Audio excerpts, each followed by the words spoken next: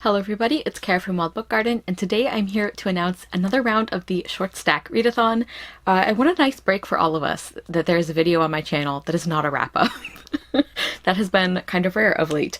So this is, I think, maybe the fourth year that I have been kindly asked to co-host by my friend Kelly from Cozy Reader Kelly. She's the one who created this readathon, and it runs through the whole month of January, and it's about just reading short books.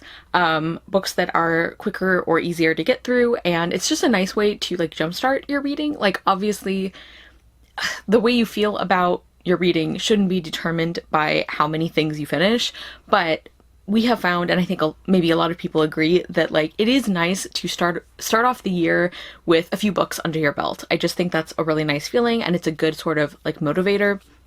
And speaking for myself, I definitely can use that. I feel like I say this every year, but especially this year because, as I have said multiple times, I have been reading very little, and that makes me sad. I want to read more. I want to get back in that habit. So anyway, running for the whole month of January in 2026, we are kicking off the year with some short things, and there is a bingo board, but of course you can feel free to follow or not follow as you like. And I'm going to mention a few things that I sort of have like tentative plans to read, like a possible TBR, but this time, I think more than ever, I am just going to see what I feel like reading or what I end up reading. But I do want to share a few things that I might pick up. So I will put all the info in the description box, especially if I forget to mention anything as I'm going here, but I am really, really excited. So let's just get into the prompt board. So the whole top row is short story, and I don't have a specific one picked out for that. Maybe I'll read a few of the Father Brown mysteries, because I've been really enjoying those. And those are short detective stories. The next row all the way across is novella, and this one I want to read one of the fairy tale retelling collections I have. I think the editor is Anne Elizabeth Stengel, at least she was for the other one, the Cinderella one that I read, but I own the others, and I really, really loved the first collection of novellas. I'm a big fan of fairy tale retellings, and I really enjoyed all but one in that collection that I read, and I'm definitely interested in reading the others. So I don't know, I might pick up the Snow White one, maybe the Beauty and the Beast one, we'll see. Then the third row across is all short novel, and this is another one that I am not entirely sure. Maybe, you know what, this is just next to me here from a previous TBR. Maybe I will finally get to Into the Wind-Racked Wilds by A. Deborah Baker, aka Shannon McGuire. This is the third book in the Up and Under series, and I have been enjoying it. I've mentioned in previous reviews that I feel like I love Avery more than I love Zib, and I feel like the book is punishing me for it. Sounds very dramatic, but basically I feel like the way the story is told, you're maybe not going to be as invested if that's how you feel. At least that is my opinion so far. Avery is best boy. He's just trying. I love him. And I do like Zib. It's just, she feels like she's like a middle grade manic pixie dream girl in a way. And I don't dislike her, but I just want Avery to get more credit from the other characters and from the story. But anyway, I might pick up that for short novel. And then the last two rows across, there are different prompts, but the rows are the same, if that makes sense. Basically, you have every prompt twice. I don't know why I'm explaining that in such a weird way. I will, of course, link to the bingo board and Kelly's channel and all of the information. So one square is play, and I might finally want to read Cyrano de Bergerac, the version by Kate Hennig.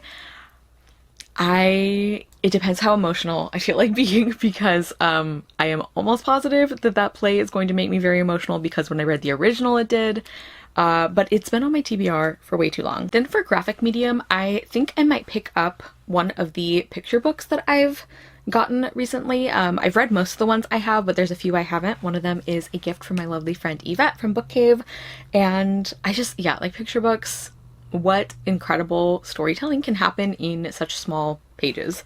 I just have been really impressed. And then for poetry, I have several options. I could read something by Mary Oliver, but maybe I will actually try and pick up something else because like I love Mary Oliver, but I do have other poetry collections that I can read, and I feel like I just sort of default to picking up one of her works if I want to read some poetry.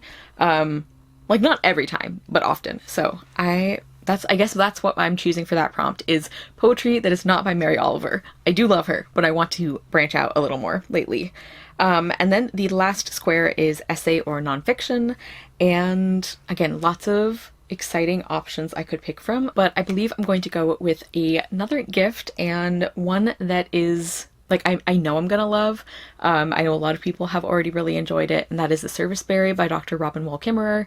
I love reading Sweetgrass. It's one of my favorite books, and I think that The Serviceberry just feels like it's going to be a really, really good way to start off a year. And I definitely think we all need that.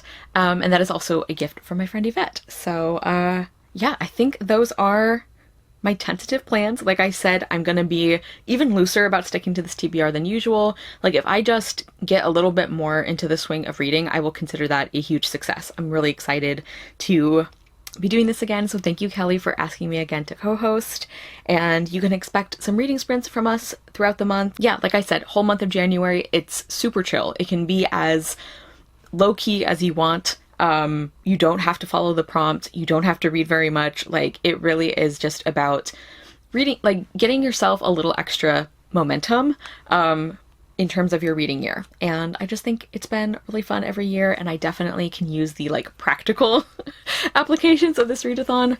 So I'm really looking forward to it. Let me know if you guys are planning to participate, or if you're just, let me know like a short thing you read recently that you loved. And I will see you guys soon with another video, and I hope you love the next book you read. Bye!